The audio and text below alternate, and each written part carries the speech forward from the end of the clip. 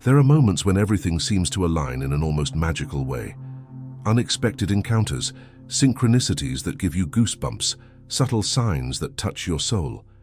You feel that something greater is working behind the scenes, as if the universe itself were whispering, "Go this way." When destiny calls you to join someone, whether in love, purpose, or learning, it doesn't shout, it reveals. It comes as symbols, premonitions, meaningful coincidences that defy logic and awaken the unconscious. The truth is that there's a hidden force guiding those who are ready to see with the eyes of the soul. Carl Jung called this synchronicity, and when this energy appears, it's impossible to ignore. If you've ever felt that the universe is trying to unite you with someone, comment below. I trust the signs that guide me. Carl Jung's analytical psychology offers a profound perspective on the invisible movements that lead the human soul toward inner fulfillment and meaningful encounters. When we feel the universe guiding us toward someone, we are, in fact, being moved by psychic forces that transcend the ego and speak directly to the unconscious. Jung defined this phenomenon as synchronicity, the occurrence of meaningful coincidences that have no causal link, yet carry deep significance for the person experiencing them. According to Jung, what draws us to others is often a reflection of our own projections. We project onto someone what we have not yet recognized in ourselves, whether it is light, shadow, wounds, or unrealized potential. When the universe seems to want to unite us with someone, it's offering us an opportunity for self-knowledge and integration. That person becomes a mirror of forgotten or repressed parts of the psyche, allowing us to advance in the process of individuation, the path to becoming who we truly are. The shadow, that hidden side of the personality we often reject, also emerges in such encounters. The person we're drawn to may represent exactly what we fear most, but also what we most need to acknowledge. The inner masculine and feminine, expressed in the archetypes of Anima and animus, arise in relationships as the unconscious attempts to balance and heal us through connection with the other. So, when the universe wants to bring us together with someone, it is essentially inviting us to awaken. Every sign, every synchronicity, is a symbolic call to embrace our wholeness. There are times when life events seem to align so precisely, so meaningfully, that mere chance no longer suffices as an explanation. These encounters, situations, and coincidences that appear to carry hidden meaning are known, in Jung's analytical psychology, as synchronicities. For Jung, synchronicity is not just an impressive coincidence, but a manifestation of the collective unconscious interacting with external reality, creating symbolic bridges between the inner and outer worlds. When we feel the universe is leading us to someone, it's common to notice a series of coincidences that defy rational logic. The person appears repeatedly in different contexts. Strangers say things that seem to speak directly to your situation. Specific songs play at just the right time.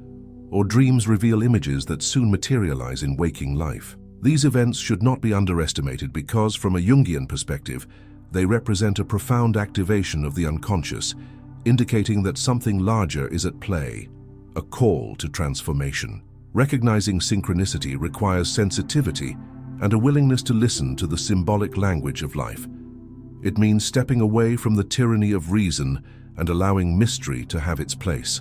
Jung believed that when the collective unconscious moves to create such connections, it is guiding the individual toward an essential point in the process of individuation, the ongoing movement of becoming whole. Meeting another person, mediated by synchronistic signs, is not just an external event but an inner summons for the soul's evolution. When we notice these synchronicities, many wonder if they are being led by a higher force, something beyond the ego that wants them to be with a particular person. The answer, from a Jungian point of view, does not lie in absolute certainty, but in the depth of the meaning involved. The person who appears surrounded by signs may be a key piece in the inner journey, not necessarily as the final destination, but as a catalyst for an important awakening. Such encounters also reveal how the collective unconscious expresses itself through universal symbols. For example, repeatedly seeing the same animal, dreaming of archetypes like the hero, the great mother, or the wise old man before a significant meeting, or feeling an inexplicable call to be in a certain place at a precise moment. All of these are symbolic manifestations that, when interpreted attentively, show that something is being woven behind the scenes of conscious reality. Synchronicity, therefore, acts as a point of contact between personal destiny and the collective unconscious. It offers a broader sense of existence and connects us to a narrative larger than our immediate desires. Paying attention to these signs is a way of engaging in dialogue with the unconscious, letting life speak through symbols and intuition, something essential in a world that values only what can be proven or measured. By understanding and accepting synchronicity as part of life's dynamic, we open space for the universe, or the self, as Jung preferred to call it, to guide us toward what we truly need to experience, not just what we want. When someone appears surrounded by signs, we should not only ask, "Is it them?" but rather, "What does this meeting awaken in me?" The focus shifts from seeing the other as a savior or destiny to recognizing ourselves as active participants in a symbolic path of growth. If the universe wants you to be with someone, it will not force you. It will show you. And when that happens, you feel it, not as a logical certainty, but as a silent truth pulsing deep within the soul. Synchronicity doesn't prove, it reveals, and those who are attentive will recognize it. In encounters that seem guided by a higher force, there is a subtle and powerful dynamic that often goes unnoticed: projection. Carl Jung described projection as an unconscious mechanism by which aspects of the psyche we have not recognized in ourselves, whether positive or negative, are cast onto another person. When we feel someone has entered our life by the will of the universe, we must look beyond the initial enchantment and ask what exactly this person is awakening in us. In many cases, they are reflecting something we carry inside but have not yet brought into consciousness. Projection is inevitable. It is part of psychological development and becomes a valuable tool for self-knowledge when observed honestly. The problem arises when we believe the other person truly is everything we see in them without realizing we are looking at our own reflection. What we intensely admire or reject in someone says more about us than about them. Overwhelming love may be revealing a part of the soul that longed to emerge. Instant dislike may reveal a shadow we refuse to accept. When we project the image of an ideal partner or a savior onto someone, we are unconsciously transferring parts of ourself that we cannot yet access on our own. In this context, the person becomes a portal to the unconscious. This is why many relationships begin with overpowering force, surrounded by signs and synchronicities. The emotional intensity is fueled not only by real connection, but by the symbolic content we project onto them. The other becomes a mirror, and that mirror shows us what still needs to be healed, embraced, or awakened. Projection also serves as a bridge to the process of individuation. By projecting and then recognizing the projection, we take an important step toward consciousness. It is as if the universe were offering us a chance to see what was hidden. Meeting the other, in this sense, is not just a romantic or emotional event, but a crucial moment in the journey back to oneself. When we understand this, relationships stop being about filling voids and become experiences of revelation. Jung saw in intimate relationships the presence of the Anima and animus archetypes, unconscious images of the inner feminine and masculine. These figures are often projected onto those to whom we feel attracted. Thus, when the universe seems to lead us to someone, that person may be embodying a symbolic figure that resides within us. The woman representing sensitivity, mystery, and nurturing. The man symbolizing direction, strength, and clarity. Seeing the other as an archetype is to see ourselves in symbolic form, the soul trying to see itself. However, this process requires discernment. Projection is a tool, but must not be mistaken for the other person's reality. If maintained for too long, it prevents the building of authentic bonds. Over time, it's necessary to withdraw projections and see the human being behind the idealized image. Only then can the relationship evolve from fantasy to real presence, where two souls meet as they are, not as they wish to be. Recognizing projection doesn't remove the magic of the encounter. On the contrary, it deepens it. It stops being blind idealization and becomes a conscious process of integration. The other remains important, but now as part of a greater movement, bringing hidden aspects of ourselves into the light. And when the universe leads us to someone who mirrors exactly what we need to see, it's as if life itself were calling us inward. The feeling that destiny is guiding us to someone may be true, but it needs to be examined consciously. Is it love? Is it longing? Is it admiration for a repressed quality? Each of these questions is not doubt, but an invitation to clarity. And when we look courageously at our projections, we understand that every encounter is, above all, a reunion with forgotten parts of ourselves. In the deeper paths of the soul, what we most avoid often carries exactly what we most need. This is one of the central truths of Jung's analytical psychology, especially regarding relationships and attraction. The shadow, as Jung defined it, represents all aspects of our psyche that were repressed, denied, or forgotten because they did not fit the image we built of ourselves. And it is precisely this rejected part that often draws us with magnetic force in meaningful encounters.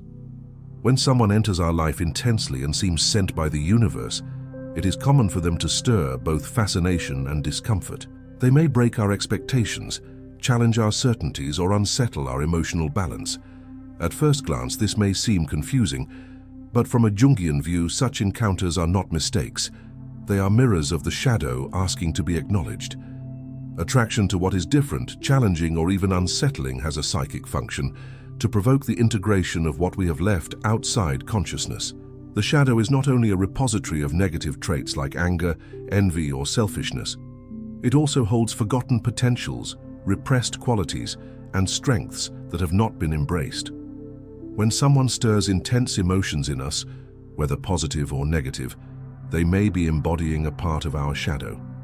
And the universe, through that meeting, is offering us the chance to look deeper, leaving behind the illusion of completeness for the real work of inner integration. It is common, for example, for someone extremely controlled to be drawn to someone spontaneous and unpredictable. This kind of attraction is not random. It is the unconscious trying to restore balance, to compensate for the excess of one pole with the energy of the other. What begins as fascination may turn to irritation, as living with the other's shadow reveals unresolved issues within oneself. Likewise, what we most condemn in another may simply be pointing to something we fear to see in ourselves. Thus, intimate relationships become a psychological laboratory where the soul seeks integration. These dynamics are common in deep relationships, especially those surrounded by signs and synchronicities. The emotional intensity of such encounters reveals there is more than just chemistry. There is a symbolic activation of the unconscious. The other person, unknowingly, touches old wounds, triggers forgotten memories, and awakens desires that were suppressed. This collision between light and shadow is uncomfortable, but essential for growth. When we respond to this call with awareness, the pain of confrontation turns into fuel for the soul's expansion. Jung believed that true transformation only happens when we recognize and integrate our shadow.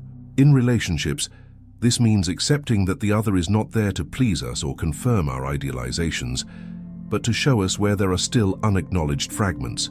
The shadow may manifest through jealousy, control, dependency, or denial.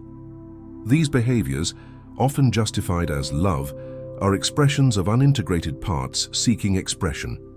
Ignoring this perpetuates cycles of pain. Seeing and working with it is walking toward individuation. Relationships become more authentic when we accept that the shadow is always present, not only in the other but also in ourselves.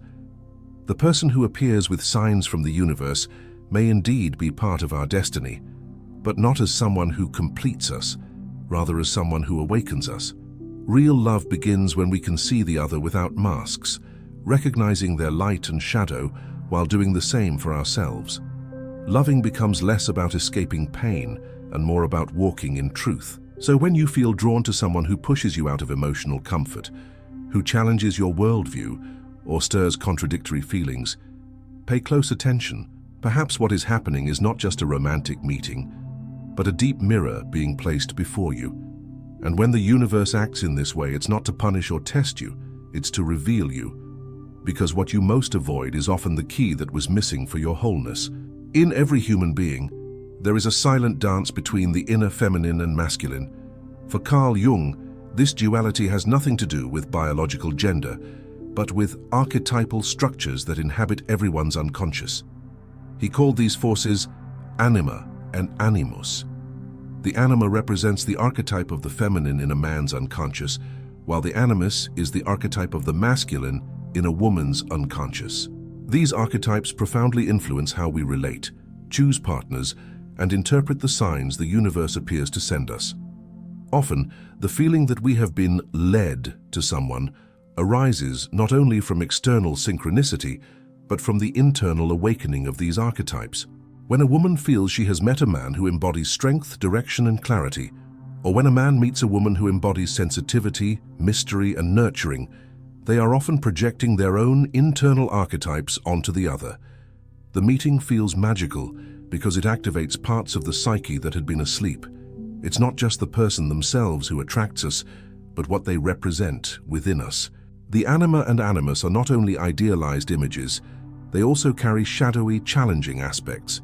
The anima may appear as illusion, seduction, emotional chaos, or fragility. The animus, on the other hand, can manifest as rigidity, judgment, authoritarianism, or detachment. When we project these archetypes onto another without awareness, we risk idealizing or demonizing them without seeing who they truly are. The key to a genuine relationship lies in recognizing these projections and beginning the process of reintegration, bringing back into ourselves what we have attributed to the other. The relationship then becomes a mirror of the psyche itself. The person you feel called to is not just someone who stirs emotions. They are a living symbol of the inner forces that need recognition. Love, in this context, is not just desire or emotional connection. It's a field of psychological work. The other awakens the anima or animus not to complete you, but to help you integrate these aspects within yourself. When this happens, dependency diminishes and the relationship flourishes in freedom. This integration is vital to the individuation process. By becoming conscious of the anima, a man begins to access his sensitivity, intuition, and emotional depth, no longer seeking these qualities solely outside himself. Likewise, by integrating the animus, a woman connects with her assertiveness, discernment, and inner strength, freeing herself from the need to project these virtues onto external male figures. The meeting with the other ceases to be an escape from incompleteness and becomes a space for conscious expansion. It's important to see that when the universe brings us close to someone who awakens these archetypes, it's offering us an opportunity for inner balance. The other appears as an activator, not a final destination. If the archetype remains unconscious, the relationship can be lost to the conflicts that arise when reality doesn't match the idealized image. But with awareness of the process, the relationship can become a true space for self-knowledge and mutual growth. The experience of these archetypes need not be romanticized. They manifest with beauty, but also with intensity and confrontation. Meeting someone who strongly embodies the anima or animus can shake internal structures, challenge beliefs, provoke crises, and even dismantle identities. But within this shaking lies the potential for transformation. Love stops being a search for someone to fill the void and becomes a journey to recognize and integrate what already exists but has been forgotten. So, when you feel the universe guiding you to someone, ask yourself what this encounter is activating within you. Which aspects of your inner feminine or masculine are being revealed? Which strengths can you develop from this connection? The answer won't always be in the other person, but in how you choose to turn the meeting into learning. Jung reminds us that we are called to wholeness, and love, when conscious, is one of the deepest paths to it. The journey of individuation, according to Carl Jung, is the deepest and most authentic process of human development. It is the path by which an individual becomes who they truly are, integrating light and shadow, conscious and unconscious, inner, masculine and feminine. And as solitary as this journey may seem, it often reveals itself through love, not as a romantic ideal, but as a symbolic field where the self finds its most vivid expression. When we feel the universe drawing us toward someone, this movement may signify more than an emotional encounter. It may be the soul's summons to cross a threshold toward wholeness. Individuation is not about withdrawing from the world in search of inner enlightenment. On the contrary, it is within relationships that the unconscious most powerfully reveals itself. Intimate bonds become mirrors and portals, showing with clarity what needs to be seen, integrated, and transformed. When we connect with someone intensely and unexpectedly, accompanied by signs and synchronicities, we are being called to a new stage in the process of becoming whole. The other appears not as an answer, but as a catalyst. In this context, love ceases to be a quest for completeness in the other and becomes an experience that reveals our own fragmentation. It exposes where we still hide from ourselves, where we project, where we avoid taking responsibility for pain or desire. Conscious love, then, is not an end in itself, but a means. It is through living together, through conflict, admiration, mirroring, and touch, that we see what still needs to be embraced within us. Many approach someone believing they have found the missing piece of life's puzzle. And perhaps that feeling has its symbolic truth, not because the other will fill our voids, but because they point exactly to where those voids are. The sense of being destined to be with someone can be valid if understood as an invitation to mutual transformation. In this case, the universe acts as a regulating force of the unconscious, placing people in our path to awaken dormant aspects of the self. Individuation necessarily involves confronting the shadow, repressed desires, and idealized projections.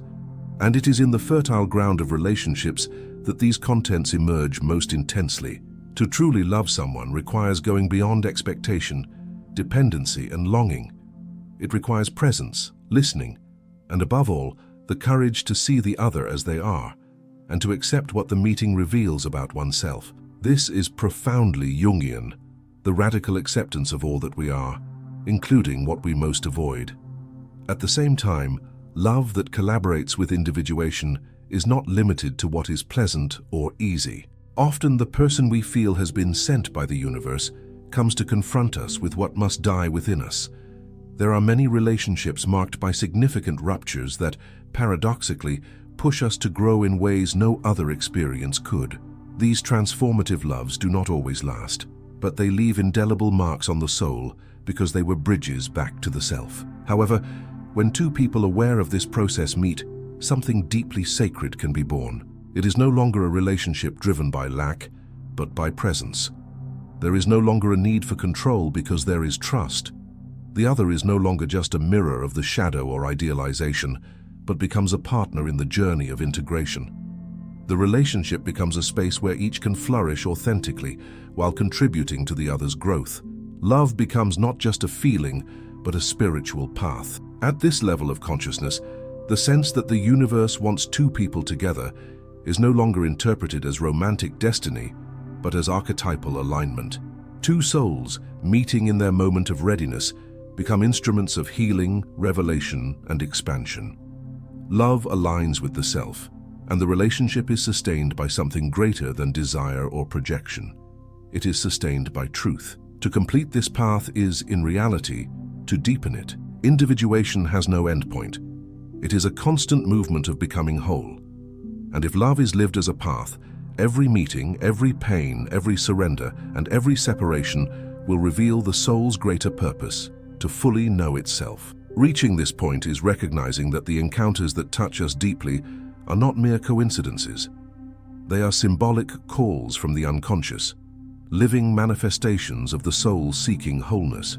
When the universe seems to guide you to someone, it is not just offering you a relationship, but inviting you to dive into yourself through the other. Every sign, every synchronicity, every emotion awakened carries a message that, if heard attentively, can completely transform your inner journey. Carl Jung's analytical psychology shows us that to love is, above all, a process of self-knowledge. The true meeting happens when two conscious souls recognize each other not as halves, but as mirrors. When love aligns with individuation, it ceases to be an escape and becomes a path, a portal to wholeness. If this content touched you in some way, subscribe to the channel and share it with those who are also seeking something deeper. And don't forget to watch the video now appearing on your screen. It might be exactly the next step in your awakening journey. Transformation begins when we choose to look beyond the surface. The universe is already speaking to you. Just listen.